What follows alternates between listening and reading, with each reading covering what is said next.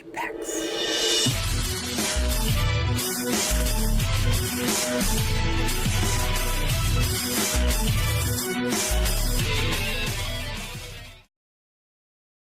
October 21st, 2015 has passed, and Marty and Doc have went back in time.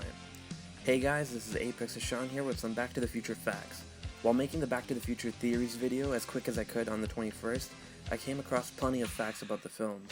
However, I never added them into the video because it was strictly about theories. For this video, however, I have brought you all the facts I found on the internet that I thought were interesting enough to share. Well anyways, let's get rolling. Michael J. Fox wasn't the original Marty McFly.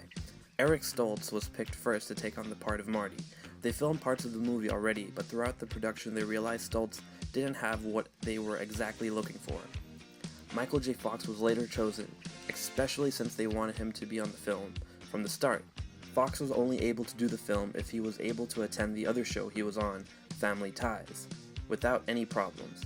Fox would film Family Ties during the day while filming Back to the Future at night, getting barely, if any, sleep. There were two parts of the film where Eric Stoltz was still Marty. In the scene where Marty jumps into the DeLorean in the yellow radiation suit, and the scene where Marty punches Biff. According to Tom Wilson, who played Biff, that fist was actually Eric Stoltz's, and said that specific angle wasn't filmed with Fox.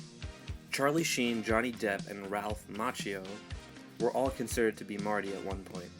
John Lithgow was planned to be the original Doc Brown, but the actor wasn't available. Jeff Goldblum was also considered. Marty McFly's middle name is Seamus. It's a shameful fate! The writer of the film, Bob Gale, was looking at his father's yearbook once. He thought about how, if he went to school with his father, would he have been friends with him? And then the story of Back to the Future was made. In the original script, the time machine was supposed to be a fridge, then later changed to a DeLorean because of how it resembles a spaceship, and Spielberg was afraid children would start playing in old refrigerators. However, he brought this idea back in the fourth Indiana Jones movie.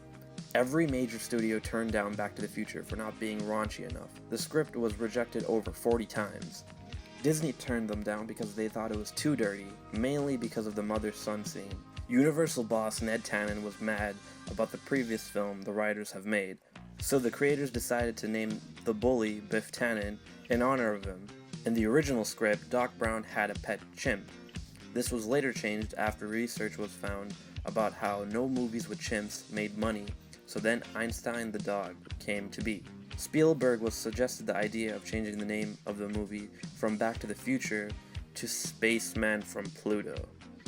Yeah, I'm not even kidding here. Spielberg replied back saying how funny he thought that joke was. Shut down! Christopher Lloyd modeled Doc Brown after Einstein and conductor Leopold Stokowski. When Marty knocked down a tree in 1955, he caused Twin Pines Mall to get changed into Lone Pine Mall. The ending of Back to the Future 1 was actually put in as a joke. The makers explained that if they planned a sequel, they wouldn't have put Jennifer into the car. Also, the to be continued message at the end of the film is only there on the home video versions. The little kid playing on the arcade machine in the second Back to the Future film is actually Elijah Wood, and it was his first film. Back to the Future 2 and 3 were originally supposed to be one movie.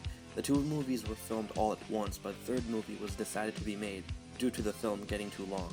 Claudia Wells, who played Jennifer in Back to the Future 1, was replaced with Elizabeth Shue in the next film. Christopher Lloyd originally didn't want to do the film until he was talked into it by a friend. One of the songs from the film, The Power of Love, was done by Huey Lewis. When Marty played the song in his audition, the man that told him it was too darn loud was actually Huey Lewis himself. Crispin Glover had to lip-sync some of his parts in the movie because he lost his voice, so he had to re-record his lines in the studio. The clock in the scene is a model from the scene in the film, Safety Last. The scene was also foreshadowed with Doc Brown later in the film. In this scene, Christopher Lloyd is actually high on the tower. This wasn't green screen, he was also afraid of heights. Some of the scenes shot with Einstein in the car were actually a man in a dog costume. Tales from Space is a comic book that was never real, but it shows up in an episode of Third Rock from the Sun. Who's President of the United States in 1985? Ronald Reagan. Ronald Reagan, the actor? President Ronald Reagan was a big fan of Back to the Future. He even used a line from the film in one of his speeches. As they said in the film, Back to the Future, where we're going We don't need roads. The set for Hill Valley is still there on the Universal Studios tour, but the set caught on fire numerous times, including one time where the courthouse got burned down after it was struck by lightning. Marty and Doc needed to go 88 miles per hour to go back in time. Actual DeLoreans can only go up to 85 miles per hour. The speedometer in the film was modified to go up to 95. Ford was willing to pay $75 grand to change the car into a Mustang. The producer said Doc Brown would never drive a Mustang. The creator of the car, John DeLorean, sent a thank you letter to the producers for using his car in the film, for making his car the car of the future, and helping him with his dream. Now, we don't have flying cars like how it was shown in the movies, but some things did come true. Pepsi released the drink that was shown in Back to the Future 2, Pepsi Perfect, and the Cubs are in the playoffs. All the Jaws trailers up to Jaws 19 were released, and the self-lacing Nike shoes Marty wore are finally here. Finally! The last thing I have to talk about is how Marty and Doc met each other. Co-creator Bob Gale released his statement on the history of the two characters. For years, Marty was told that Doc Brown was dangerous, a crackpot lunatic. So being the young, curious teenager he was, he decided to find out just why this guy was so dangerous. Marty snuck into Doc's lab and was fascinated by all the cool stuff that was there. When Doc found him there, he was delighted to find that Marty thought he was cool and accepted him for what he was. Doc Brown gave him a part-time job to help him with experiments, tend the lab, tend the dog, and other things. And that's the origin of their relationship. Well, that's it, folks. Thanks for watching. Hit the like and sub buttons if you enjoyed this video, and remember to have a nice day.